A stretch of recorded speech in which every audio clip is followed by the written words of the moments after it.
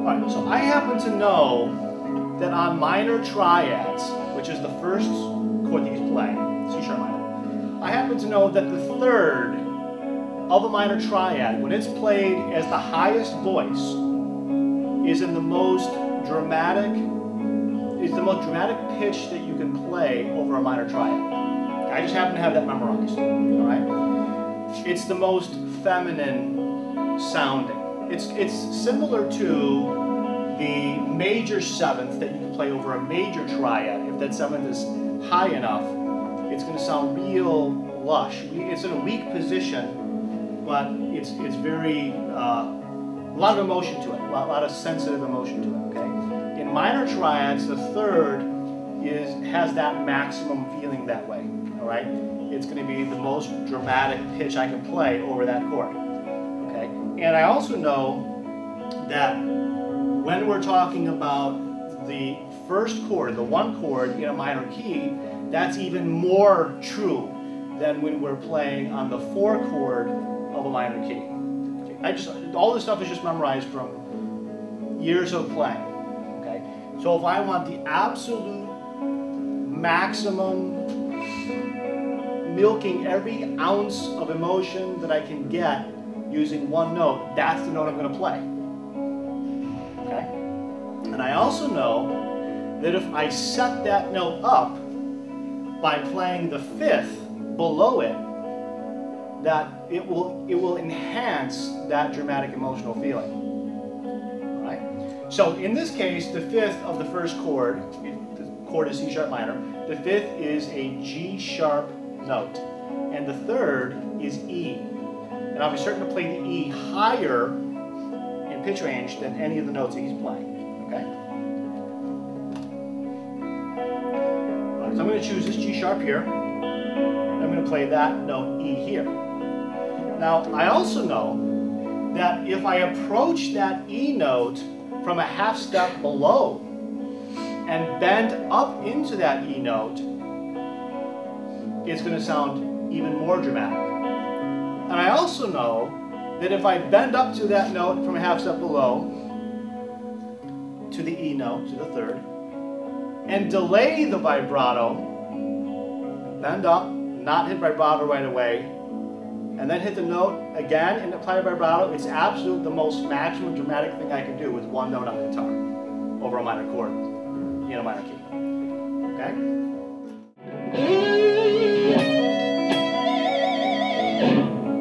Okay, so there's the fifth set up. I'm going to set up this note from this note, bend from a half step below, bend up, delay the vibrato, hit the note again, use vibrato on a bent note.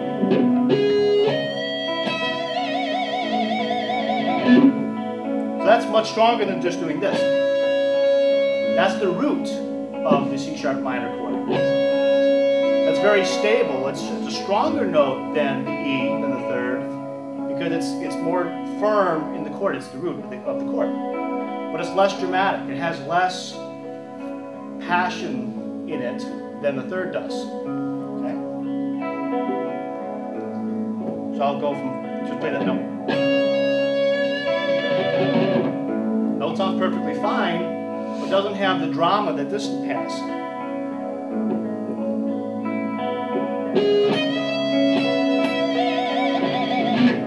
There's a big difference in feel. The way that feels is totally different than if I just hit the root or if I just hit the fifth.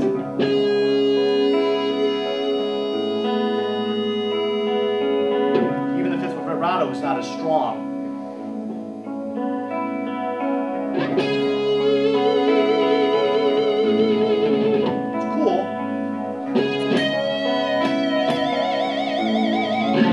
That's much more powerful. That just grabs you right by the throat, says, pay attention to me, damn it. Doesn't get that feel? Okay, keep going. So that's one example. I'll give you another example.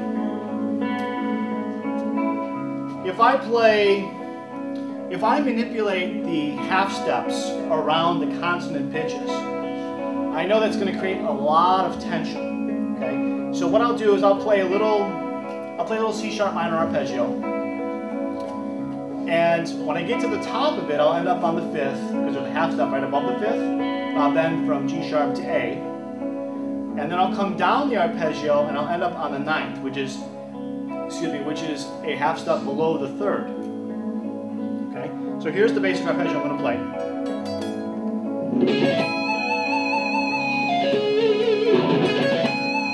So what I'm going to do, here's the half step above. Okay?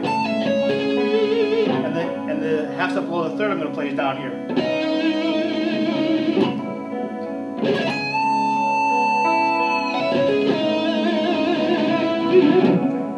The note didn't sound good because I played it over the A chord instead of over the C sharp. I'll play it again.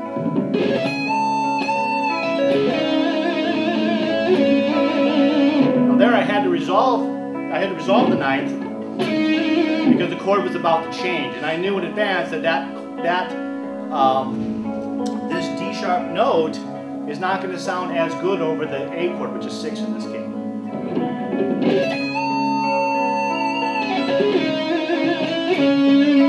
So now he's on A, and I had to get off that D sharp.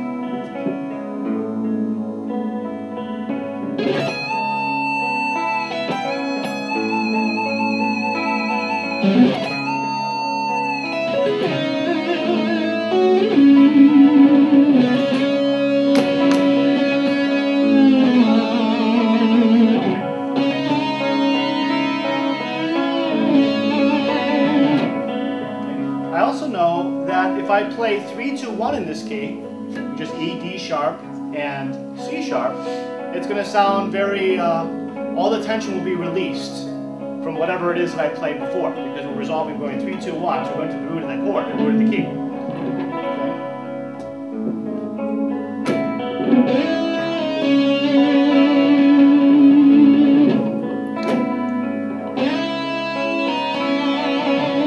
Now I can make this more dramatic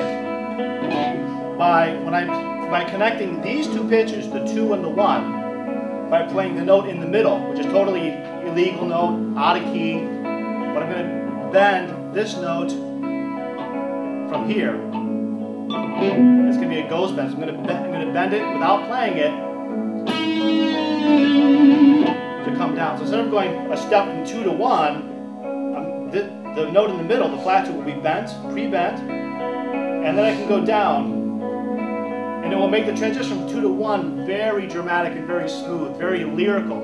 It'll sound like a singer was singing those two notes, because the natural way to sing it wouldn't, unless you're singing, you know, strict step-by-step classical stuff, wouldn't be to, sing D sharp and then to sing C sharp. You kind of let that D sharp fall down if you wanted to make it more dramatic. We can mimic that on the guitar.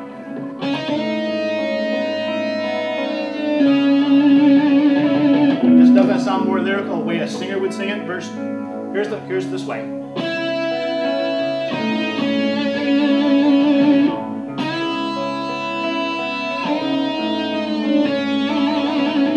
Big difference, right? This is what it sounds like on a piano.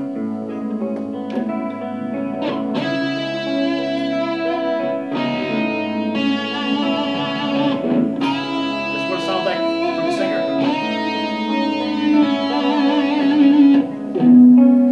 So if I want to get a more lyrical quality, I will take a pitch. Well, if I want to make it, go ahead, you can stop for a second. If I want it to sound more lyrical like a singer, if I know that I have two notes that are adjacent to each other, I'm going to go down from 2 to 1, or from 5 to 4, or from 4 to 3, anywhere where there's a whole step. I can smooth out, I can make that transition much smoother by going to the illegal note, the one out of the key, bending up to the pitch that is in key, hitting that note here, and then releasing the bend, and then going to the final note. It's much, much more lyrical.